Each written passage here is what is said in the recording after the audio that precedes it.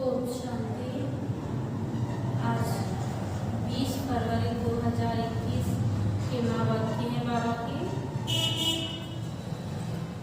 बाबा ने कहा, मीठे बच्चे, तुम ईश्वरीय संप्रदाय हो, तुम्हें ज्ञान सूर्य बाप मिला है। अभी तुम जागे हो तो दूसरों को भी जगाओ। प्रश्न है, अनेक प्रकार के टकराव का कारण तथा उसका निवारण क्या है? उत्तर है, जब देह अभिमान में आते हो तो अनेक प्रकार के टकराव होते हैं। माया की ग्रहचारी बैठती है। बाबा कहते, देही अभिमानी बनो, सर्विस में लग जाओ, यात्री यात्रा में रहो तो ग्रहचारी मिट जाएगी। ओम शांति। रूहानी बच्चों के पास बाप आएगी श्रीमत देने व समझाने। यह तो बच्चे समझ गए हैं कि ड्रामा प्लान अनुसार सारा कार्य होना है, बाकी समय थोड़ा है। इस भारत को रावणपुरी से फिर विष्णुपुरी बनाना है। अब बाप भी गुप्त है, पढ़ाई भी गुप्त है, सेंटर्स तो बहुत हैं। छोटे बड़े गांव में भी छोटे बड़े सेंटर्स हैं और बच्चे भी बहुत हैं। अब बच्चों ने चैलेंज तो दी है और लिखना भी है। जब कोई लिटरेचर बनाना है तो उसमें लिखना है। हम इस अपनी भारत भूमि को स्वर्ग बनाकर छोड़ेंगे। तुमको भी अपनी भारत भूमि बहुत प्रिय है, क्योंकि तुम जानते हो यह भारत ही स्वर्ग था। इनको ही 5000 वर्ष हुए हैं। भारत बहुत शानदार था, इनको स्वर्ग कहा जाता है।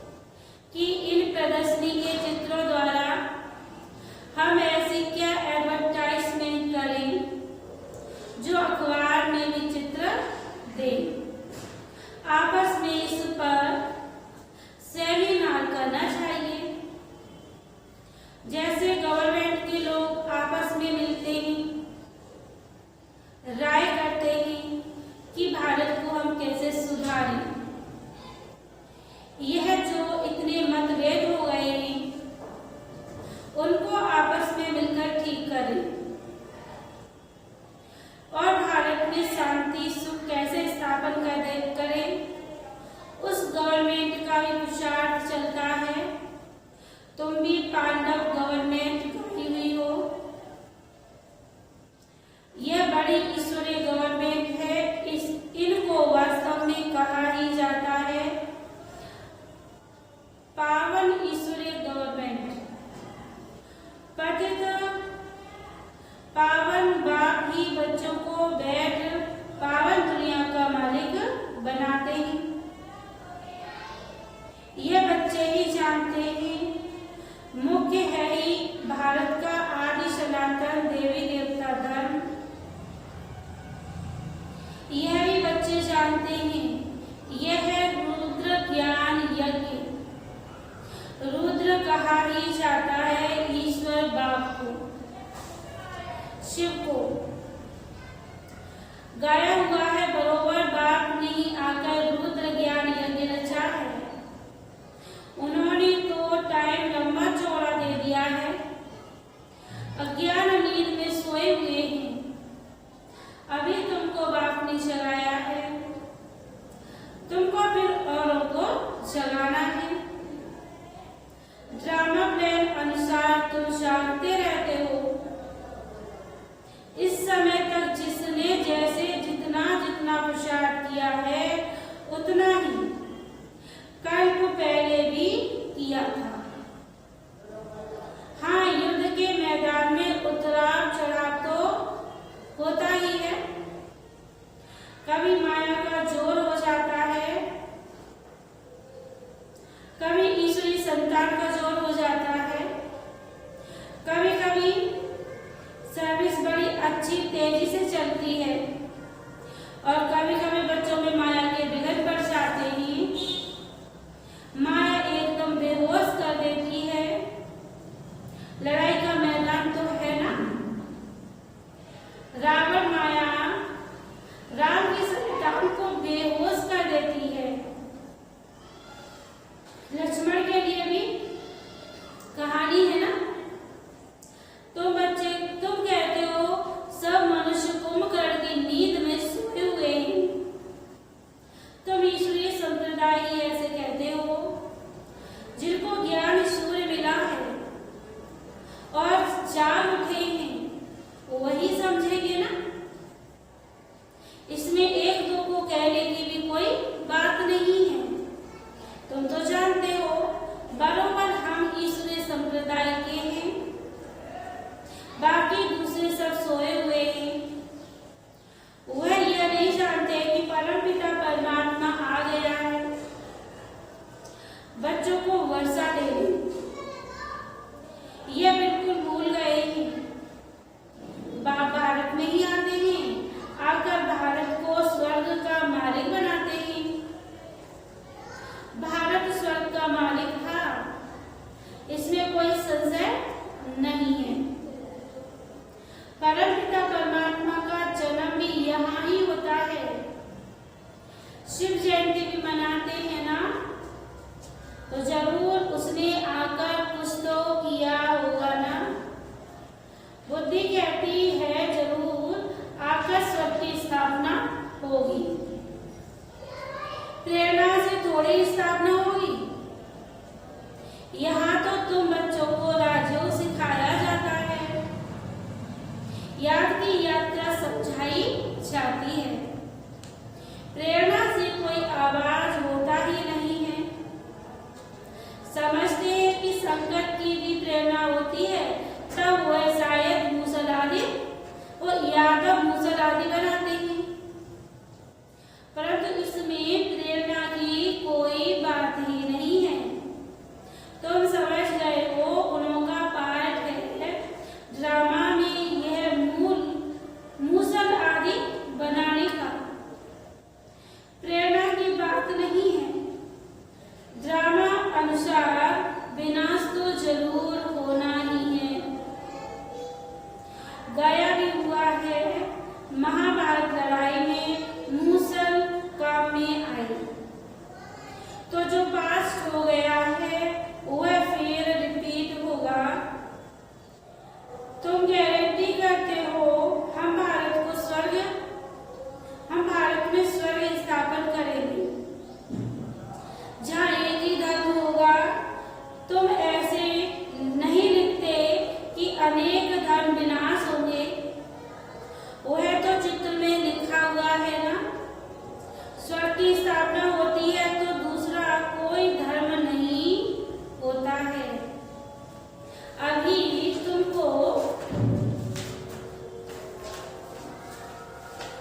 समझ में आता है। सबसे बड़ा पार्ट है शिव का, ब्रह्मा का और विष्णु का। ब्रह्मा सो विष्णु और विष्णु सो ब्रह्मा, ये तो बड़ी वही बातें हैं।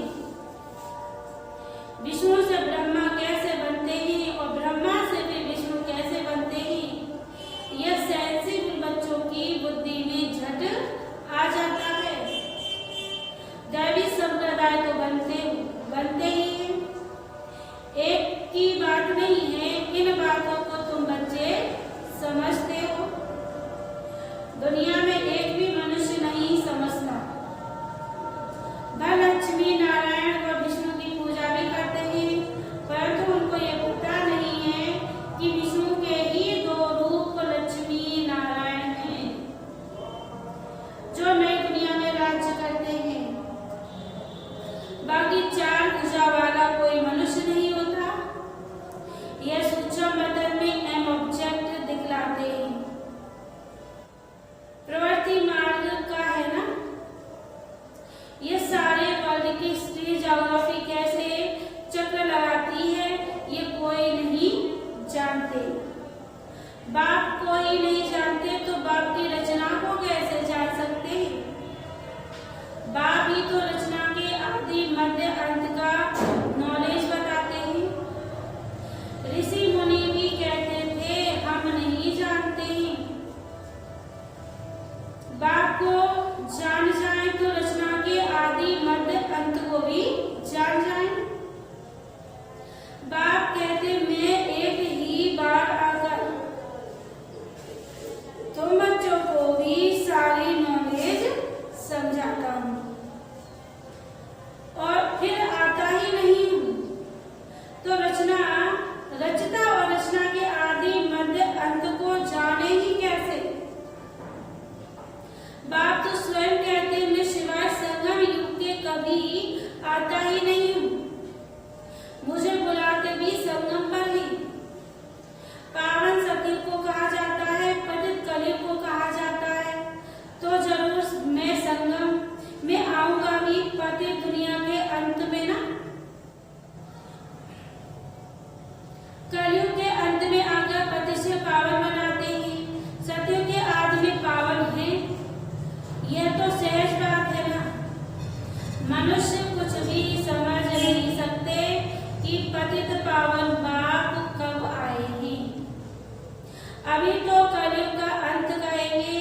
अगर कहते हैं कि कलयुग में अर्जुन 40,000 वर्ष पड़े हैं, तो और कितना पतित बनेंगे, कितना दुख होगा। सुख तो होगा ही नहीं।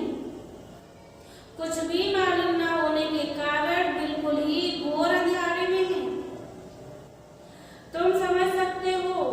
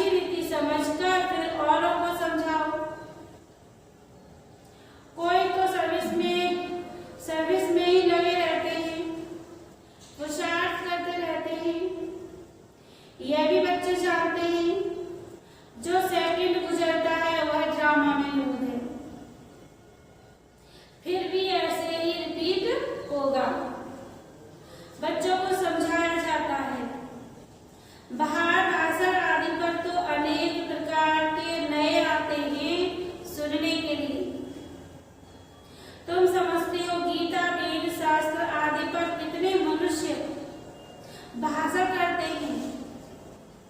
उनको कोई यह थोड़ी पता है कि यह ईश्वर अपना और अपनी रचना के आदि मध्य अंत का राज समझाते हैं। रचयिता या अकर सारा ज्ञान सुनाते हैं, त्रिकालदर्शी बनाना है, यह बाप का ही काम है। शास्त्रों में ये बातें हैं नहीं, ये नई बातें ही बाबा बार बार समझाते हैं। कहाँ भी पहले पहले ये समझाओ कि गीता का भगवान कौन है। श्री कृष्ण है या निराकार शिव है। ये बातें प्रोजेक्टर पर तुम समझा नहीं सकेंगे। प्रदर्शनी में चित्र सामने रखा है, उस पर समझाकर तुम पूछ सकते हो, अब बताओ गीता का भगवान कौन है, ज्ञान सागर कौन है। कृष्ण को तो कह नहीं सकेंगे। पवित्रता सुख शांति का सागर लिबरेटर गाइड कौन है। पहले पहले तो लिखना चाहिए, फॉर्म भराना चाहिए, फिर सबसे साइन लेना चाहिए। चिड़ियाओं का आवाज हुआ, देखो कितना झगड़ती है। इस समय सारी दुनिया में लड़ाई झगड़ा ही है। मनुष्य भी आपस में लड़ते रहते हैं। मनुष्य में ही समझने की बुद्धि है। 5 विकार भी मनुष्य में ही गाए जाते हैं। जानवरों की तो बात ही नहीं है। यह है ही विशिष्ट वर्ग मनुष्यों के लिए ही कहा जाता है। कलयुग में है आसुरी संप्रदाय और सतयुग में है दैवी संप्रदाय। अभी तुमको इस सारे कॉन्ट्रास्ट का पता है। तुम सिद्ध करके बता सकते हो। सीढ़ी में बड़ा क्लियर दिखाया हुआ है, नीचे है पतित, ऊपर में है पावन, इसमें बड़ा क्लियर है। सीढ़ी तो मुख्य है ना, उतरती कला और चढ़ती कला। यह सीढ़ी बड़ी अच्छी है।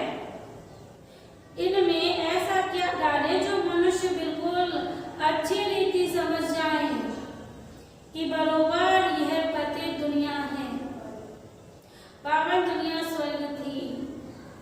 यह सब पतित है, पावन एक भी हो नहीं सकता। रात दिन यह ख्यालात चलना चाहिए। आत्म प्रकाश बच्चा लिखता है, बाबा ये चित्र बनाए, तो बाबा कहते हैं भला विचार सागर मंथन कर कोई भी चित्र बनाओ, परंतु सीढ़ी बड़ी अच्छी बननी चाहिए। इस पर बहुत समझा सकते हैं। 84 जन्म पूरे कर पहला नंबर जन्म लिया है, फिर उतरती कला से चढ़ती कला में जाना पड़े। इसमें हर एक का विचार चलना चाहिए, नहीं तो सर्विस कैसे कर सकेंगे। चित्रों पर समझाना बहुत सहज होता है। सदियों के बाद सीढ़ी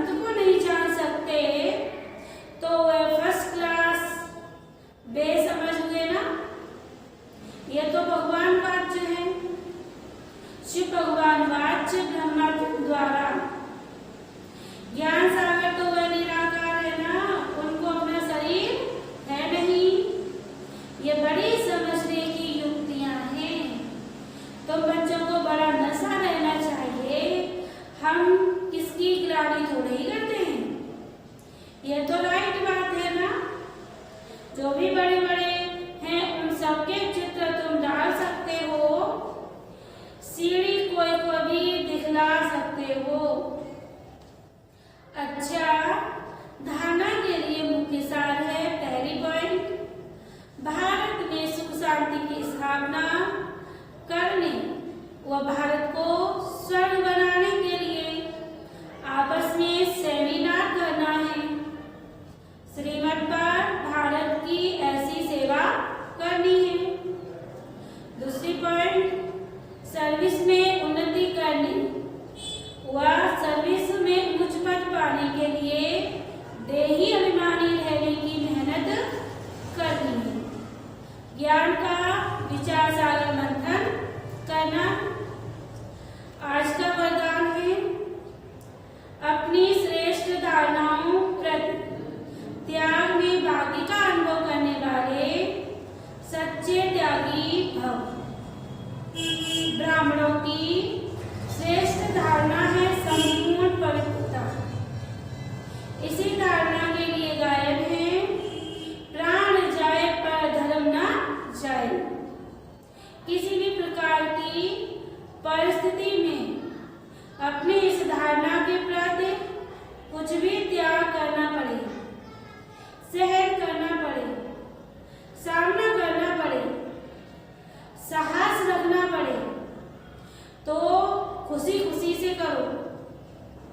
इसमें त्याग को त्याग न समझ, भाग्य का अनुभव करो, तब कहेंगे सच्चे त्यागी। ऐसी धारणा वाले ही सच्चे ब्राह्मण कहे जाते हैं। स्लोगन है, सर्व शक्तियों को अपने ऑर्डर में रखने वाले ही